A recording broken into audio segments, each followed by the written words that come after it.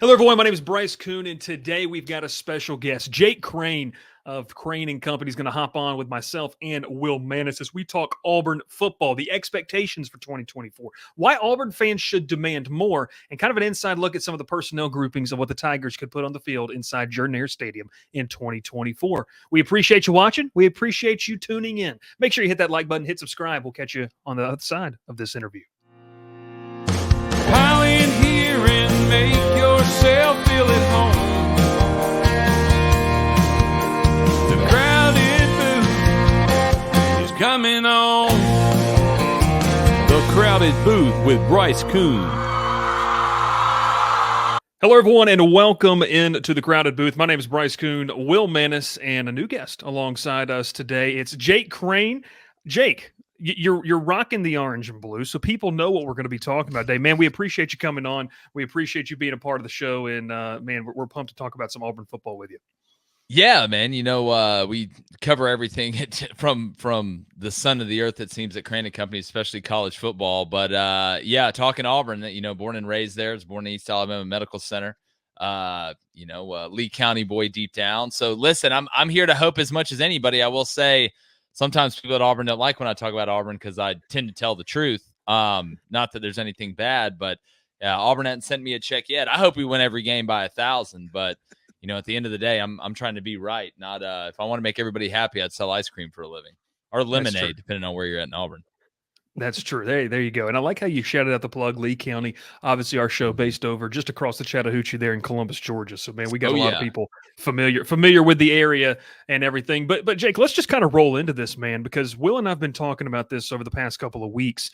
Is kind of not necessarily getting into expectations quite yet, but wanted to kind of get, what do you feel like the temperature of this fan base should be as this SEC evolves and Auburn, too, needs to continue to evolve under Hugh Freeze? Well, you feel like it's warming up. Hugh, again, there were some ups and downs last year, but you look at recruiting and you really look at how aligned everybody is. One of the things that Auburn has struggled with is, and this is in all sports and all athletics, is that we seem to be our own worst enemy. But when Auburn does get aligned, and I'm talking about the fan base and the coaching staff and the administration and the donors, Auburn can be pretty powerful. Now you said a word there at the beginning, expectations.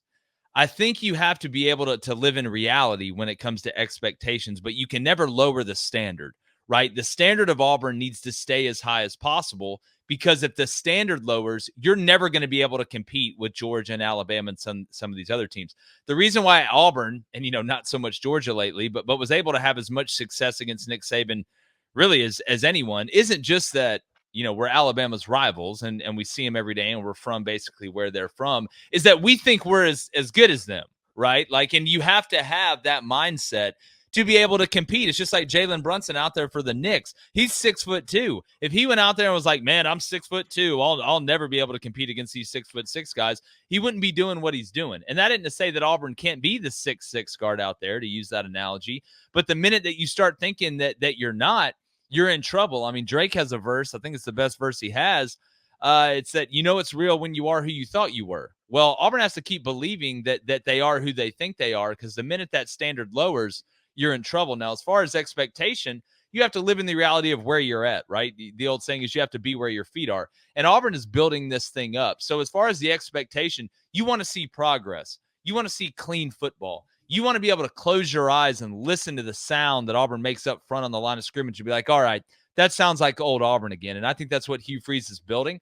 It starts with culture, which is a cliche word that gets thrown out, but you can't build a house if you don't have a foundation. And that's what he's been working on. Yeah, and look, I mean, you talk about that foundation. Look, I was at SEC Media Days, and I know you were as well last year. They were very apparent, and Hugh Freeze was, the roster's not where it needs to be. Going down 365 days, how do you feel about the roster? Because Will and I've talked about this. You look at the portal, they address some needs up front with the defensive line. Wide receiver room feels like it's vastly improved. How comfortable do you feel with this roster and what Hugh Freeze's play calling ability is, to where could that marriage really work and maybe, have a good season, have a above 500 season there on the Plains? Yeah, well, look, when One of the good things about NIL and not NIL, but the transfer portal, and then mixing the transfer portal with NIL, is that we're actually talking about roster structure now. We're actually talking about roster management now. It's all they talk about in the NFL. And really, until Nick Saban crafted it perfectly, nobody really talked about roster management that much in college football because the roster wasn't nearly as fluid, right? Same thing in college basketball. Well, if you're going to be a great head coach, you have to know how to structure and manage a roster. And now it's harder than ever because of the revolving door that we have with the transfer portal. But whenever I look at a team, and look, man, I was in it. I, coached 6 years at the Division I level and coached college football for over 10. I don't care. Like all the wide receivers and stuff is great. All the DBs, that's great. You need to have that. I'm not saying that's not important. I mean, hell, I coach defensive backs and special teams, and people, thought I had a death wish. It's that's a tough two to coach. But at the end of the day, if you're going to bridge that gap, and we're going to talk about you taking a step forward, it starts and ends up front and then at the quarterback position. If you're good up front, you can mask a lot of things. As a DB guy, I used to hope we had the best D line in the world because you can make an average secondary look elite with an elite front seven. You can make an elite secondary look average with an average front seven. So I think they've answered the depth there. That's the biggest thing. It's not your first 22 that you roll out. It's your first 65. And up front, you got to be carrying at least 7, preferably 8 to 9 offensive linemen that you feel good about, because football is a battle of attrition. Right? That's what it is throughout the year. That's why, training rooms look like a triage tent during the Civil War at the end of the year. Then you look at what they've done on the offensive line, adding guys like Connor Lew that have been developed, but being able to go out in the portal and grab a couple tackles. You grabbed one from JUCO. There's 8 guys you feel pretty good about. Then the defensive line, adding depth on the interior and the exterior. So these guys it's like hockey. You have these shifts where guys go out and empty the tank because you have a shift coming behind you that you're confident in. Auburn hasn't had that. You've had guys go out there that are having to play an inordinate amount of snaps, and then in the fourth quarter, you're wondering why you're getting run through like a finish line because guys are tired. So I think Auburn has answered that from the outside to the inside now. Are they where they want to be? Are they where they feel like Hugh Freeze needs them to be to operate at the highest efficiency level? No, but they're a whole hell of a lot further down the road than they were when they were just, had a couple guys that you feel like could compete on that level. So, yeah, I feel like a 500 season with this schedule, I think anything less than 8-4 would be a disappointment when you look at the way that everything's lining up. I mean, I don't think that's crazy. And it starts with hold and serve at home over those first 5 games. Yeah, absolutely. I mean, Bryce and I have talked about on the show kind of the start to Auburn schedule. It's very gettable. But I want to talk more about the offensive line. I want to get your thoughts on it. Offensive line, I mean, we've seen it, firsthand how just poor the offensive line play has been the last several years, and Auburn not being able to get an offensive tackle. What do you think about Percy Lewis coming in from Mississippi State and what that does to the rest of the offensive line? Because it looks like he's going to play left tackle. Yeah, look, the unteachable intangibles experience. You can be born with a lot of gifts. You can be one of the rare guys coming out of high school that is physically ready to play on the edge of the line of scrimmage in the SEC. We see the Amarius Mims and these guys pop out every now and then.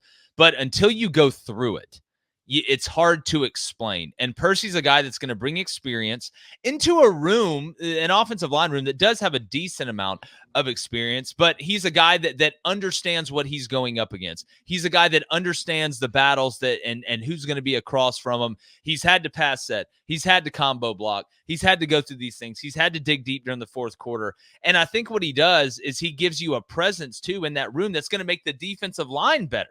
We don't talk about this enough. Having a good offensive line makes your defensive line better because you're going against a good group in practice every day. Nick Saban said it. If I can make our offensive line the best offensive line that our defensive line goes up against, we're going to be in great shape, because if you make practice more important than the game and you make practice harder than the game, then the game should be easier. So when you look at that room, when you look at Tutal, when you look at Percy, when you look at the guys that Auburn brings back, adding that experience, and to be honest with you, kind of reminds me a little bit of bringing over Keandre Lambert-Smith from Penn State for that wide receiver room, a veteran guy that's been through it, that understands the ups and downs and can bring some much needed experience into a room that may need a little bit of a jolt to that. And I think getting the kid from Akron, I say kid, I mean, that's a big ass kid, but getting him from Akron, that's another nice body to put in that room. to be able to feel good about if you're looking at it from a depth standpoint like Auburn is. So it's huge. Anytime you can upgrade that position, not only from a physical standpoint, but from a mental standpoint, you're putting yourself further ahead of, pun intended, the chains, I guess. Yeah, so you said his name, the guy I want to talk about next, Keandre Lambert-Smith, coming in from Penn State. I mean, thinking about last year and looking what the wide receiver looked like, I thought there's no way Auburn can get better through the portal at wide receiver. Like, who wants to come to Auburn that plays wide receiver? And then they go out, Marcus Davis goes out and gets the guy that's would have been number one returning producer at wide receiver in the Big Ten. So talk about him a little bit and talk about Marcus Davis and just the 1 year turnaround he's done with that wide receiver room. Well, look, I think number one, Marcus Davis can obviously recruit. I mean, you look at the guys that he's brought in, and we talk about Cam Coleman. There's some other guys in this class that are young wide receivers that I think have a chance to be pretty special at Auburn. But if we're talking, what I like that Marcus brings, I think Marcus brings a swag and a toughness that is genuine. There's a lot of fake coaches out there that try and bring this fake swag and try and do it, but it's forced. We all got that friend that, he's our boy. We love him. But when he turns up, he's kind of lame. I mean, let's be honest, we all know that guy. I don't think Marcus is that guy. I think Marcus is the opposite. And that attracts big-time players. And the same thing I said about Percy, I can say about Keandre. But I think people look back and say, oh, the year he had at Penn State last year, it wasn't great.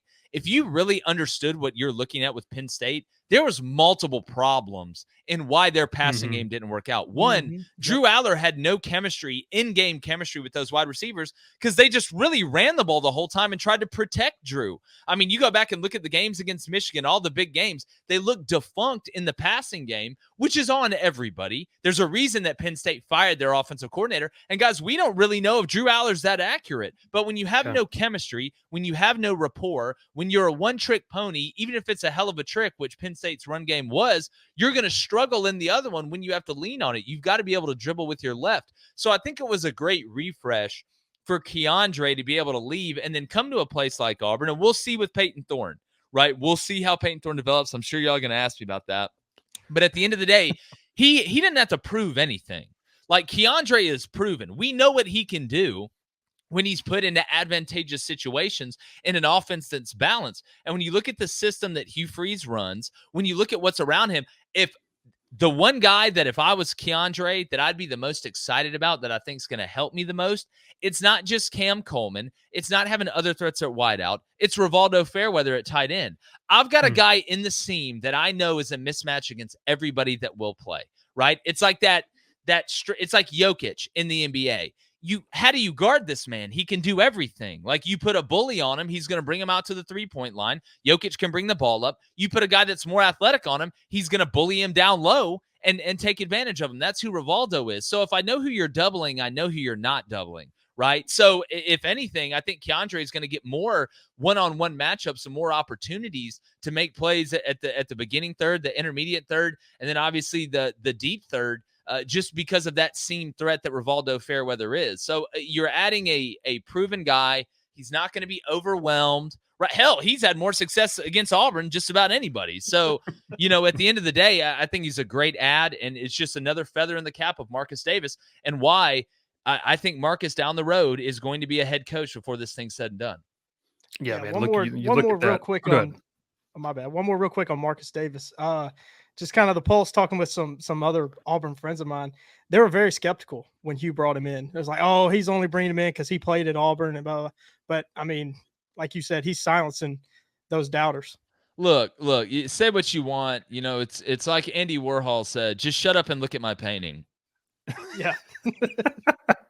I don't know if he really said that, but I hope he did. It'd be a good quote, be a good T-shirt, that's for sure. You talk about, receiver, it's much improved on paper. Obviously, those guys got to produce. You talk about Rivaldo Fairweather, that's going to be a nice piece. And yeah, you must have had the show script because we're going right into this Peyton Thorne conversation. Not necessarily in the development aspect of it, because you kind of have data points to go off of with Thorne. When that running game's strong, and Auburn has the potential, we feel like, for a average to above average SEC run game when you look at the personnel, but wanted to get your thoughts here behind him. What if you're Hugh Freeze, if you're in that building, Jake, what is the leash on Peyton Thorne? Because you do have an opportunity elsewhere to be good. it does feel like it's ultimately going to fall on Peyton Thorne's shoulders at the end of the day, as it should as the quarterback. What's that leash like for you?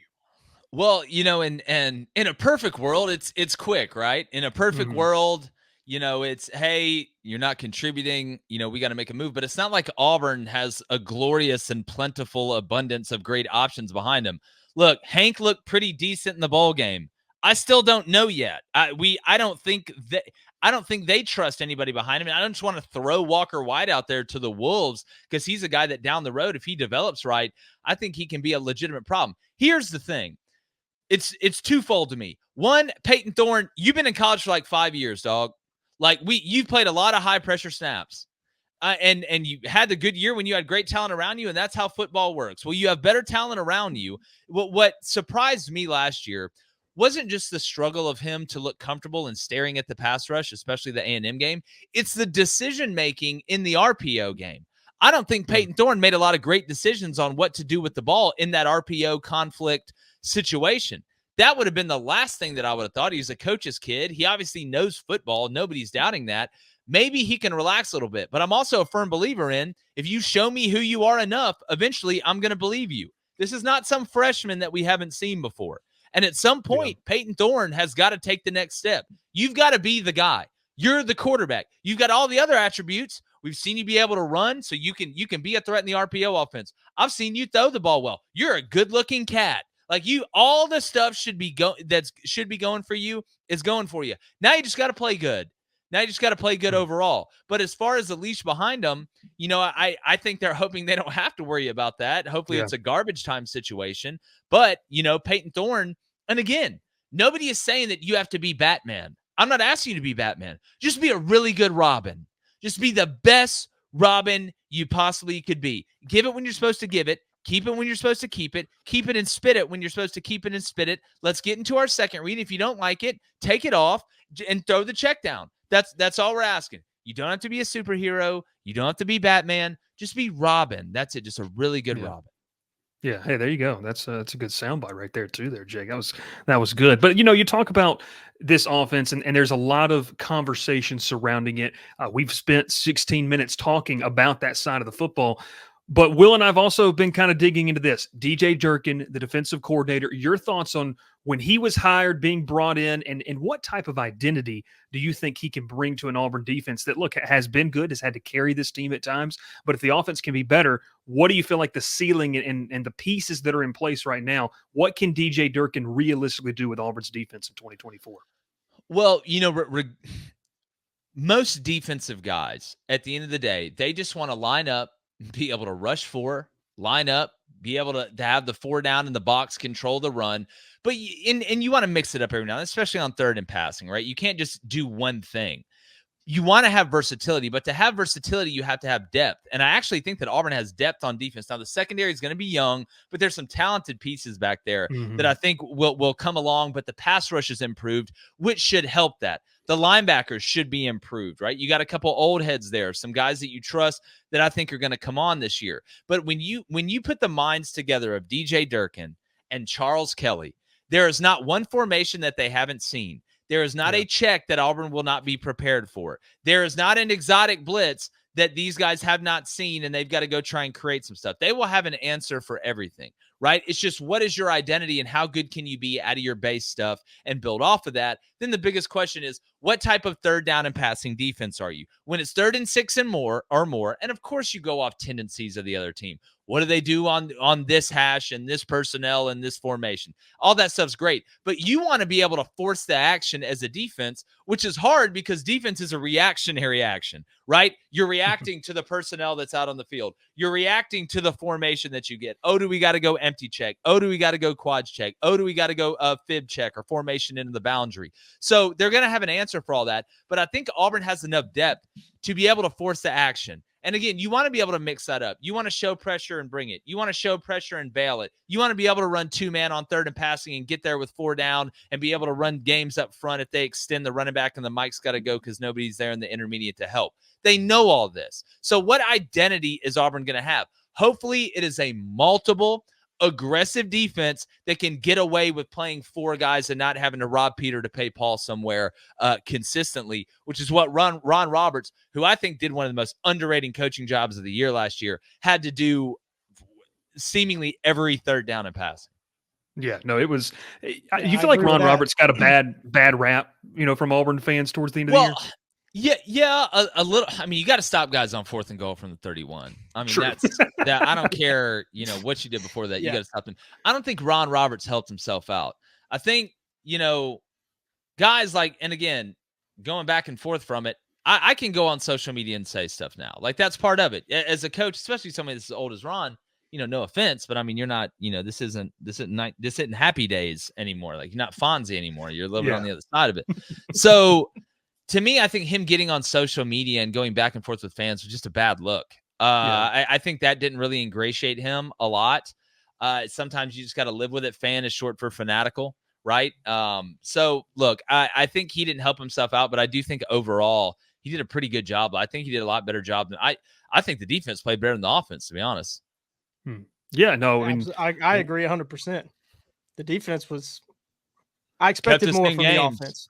With nobody, right. Again, no offense to Elijah McAllister, but if that's what you got rushing the passer, I mean, he's stiffer than an iceberg in a wax museum, man. Like, you're not getting anybody down. I wanted to ask you this, as we round it out here, because NIL has been a massive topic. Jake, we do this podcast. I cover LSU full time. There's been a lot of NIL comments with what Brian Kelly has made recently. When you look at Auburn, how comfortable do you feel with their NIL efforts? And where are they in the, how do we put this nicely, in the food chain, I guess, of the SEC and kind of dominant programs elsewhere? How comfortable do you feel with it? Look, Auburn's rich, man. Don't let anybody tell you other. I laugh. Like, people are like, oh, how's some of these schools? Like, oh, well, Arkansas just got $73 billion to put in there. And look, these guys got money, okay? Yeah. It's just, do they believe in the product? It's just like anything. If I'm going to put money into a stock, I better believe that stock's going up. And the better that stock does, probably the more of that stock I'm going to buy. So you've got guys that are willing to spend money. It's amazing. When Auburn's doing well, money just doesn't seem to be a problem. Nobody's ever. It's when it's going bad, and those investors are like, man, I don't know. Like, I don't know if I want to give this $2 million right now if this stock's going to tank. So I'm not worried about the money, the vault. I'm worried about the guys being willing to open the vault because they believe in the product. And I think so far it goes back to the alignment thing I talked about earlier. Mm-hmm. I think everybody is aligned, and you show progress this year. Go 8-4 this year. Mess around and go 9-3. All of a sudden, look at that new facility just got built. Who'd have thought? Who'd have thought, man? That wasn't cheap, right? So look, no. I'm not worried. Look at the media rights deals. Okay, I'm not worried about Auburn and money at the end of the day. I think sometimes Memphis just got that FedEx money. Like, wow. I'm just look, that money that there's a money tree. It's not on Toomer's Corner, but there's one at Auburn. Don't worry about it. All right, we'll get you out of here with this one right here. Last week on our live show, we gave our ceiling and floors for each SEC team. I don't want to pigeonhole you into any specific numbers, but we're going to go ahead and ask you, what's your ceiling and floor for Auburn? What's the absolute worst that they can do? What's the best, do you think? Well, unfortunately with Auburn, sometimes they sort of wide underseed. I don't know if that's a word. My expectations, actually, a lot more times than not. He lost to the protesters at Yale in the NCAA tournament. I'm still not over that one. But I would say, and again, we make our predictions at the end of fall camp officially, but I think ceiling is 9-3. Okay. Yeah. I think floor is 7-5. I think it's tight. I think Auburn's got a tight window there. It's in between 7 to 9, possibly 6-6. But you look at that schedule, you would have to really, you'd have to New Mexico State a game. Let's be honest. I hate to say that. Thank goodness it's New Mexico this year. I saw it on the schedule. About had a heart attack. I was like, oh, it's the New Mexicans, not the New Mexico States. Good. Well, I will say Will is pretty rough with the fact that Jerry Kills at Vanderbilt and all this type of thing. Diego Pavia, I hate it. Vanderbilt, I hate it. Clark Lee looked at his schedule and pushed all his chips in and said, we're going to go and try to beat Auburn. I'm going to go hire 3 guys and bring in a quarterback. He's like, last year. Can we possibly play that game at 9 a.m? Clark Lee probably said. That's awesome. That's great I mean, stuff. just to talk about my floor a little bit said on the show. What I say, Bryce? 3-9, because I've seen Auburn Yeah. when things go bad, the wheels fall off. They fall off, and the team shuts down. Everybody shuts down. You don't have to convince me that we know how to fall apart. Okay. Now, if it's 3-9, then we had another COVID hit or something. But I'll never, with Auburn's luck, I will never, ever underestimate our ability to screw something up. Yeah, I think I had the ceiling 8-4, and I believe you had 9-3 too. So we're all kind of in that same ballpark for sure. Just kind of all over the place. When things are good, everybody stays together. The good times keep rolling, but when things get bad, they get really bad. Well, it's going to be a fun season. Jake, we appreciate the time, man. We're going to have to get you on again, especially post-SEC Media Days, and then obviously continuing to talk there in the fall as well. But before we get out of here, if for some reason people don't know where to find your work, let them know where they can find everything that you and the guys do over at Crain & Company. Yeah, well, first off, appreciate y'all having me on. Always down to come on. You guys do a really good job. You know how much I respect y'all's work. But yeah, I may be an Auburn fan, but again, we talk everything, and I'm gonna shoot you straight, good, bad, or indifferent. But yeah, it's Crain & Company, YouTube, Apple Podcasts, Spotify. We're actually gonna start going at 2 p.m. Central in the afternoon, live now. Really excited about that. I've been wanting to do that for a while, starting next Monday. So again, I don't know the dates. That would be the 20th. Something like that. But yeah, come check us out. We have live call-ins, a live chat. Co-host David Koon played quarterback at Michigan. So, he's riding high right now. And then my brother, he played at Western Colorado. So yeah, we have a good time, man. If you like old school sports shows, I think you're going to like that. Yeah, for sure. Go check them out. We'll link their YouTube channel down here below as well. Jake, we appreciate the time, man. We'll get you on again. And, man, best everything. And we'll have to connect in Dallas at SEC Media Days if you guys are going to be there. For sure. Let's see if you guys can tackle somebody on defense this year. I'm rooting for y'all. Let's do it. Oh, geez, dude. I like Blake. I like Blake a lot. I think Blake's No, it's another situation. Can the coaching mask the talent gap? Because we're going to see some more. How are we saying that at LSU, Bryce? How is that a thing on defense at LSU? Talent gap? I can understand if we had 9 guys get arrested. We're a little bit I could understand that. We just not getting them. Y'all are from Mordor down there. Y'all got orcs coming out of the mud playing defensive line. Jake, look, I was talking. I know you guys have Matt Moscone on your show from time to time and everything, and I was talking with him the other day. Man, it's mind-boggling that we're having this conversation about an LSU roster. It's almost like finding out your dad can't fight. That's what I said. It's like that awkward. I'm looking at it, I'm like, this is just not registering. It's just not registering. But we'll see. We'll see. Jake Crain, Will Maness, my name's Bryce Koon. Thank you so much for tuning in. Hit that subscribe button, like the video, and drop your comments down below. Make sure to check out their channel down there in the description. We'll catch you next time here on the Crowded Booth Podcast.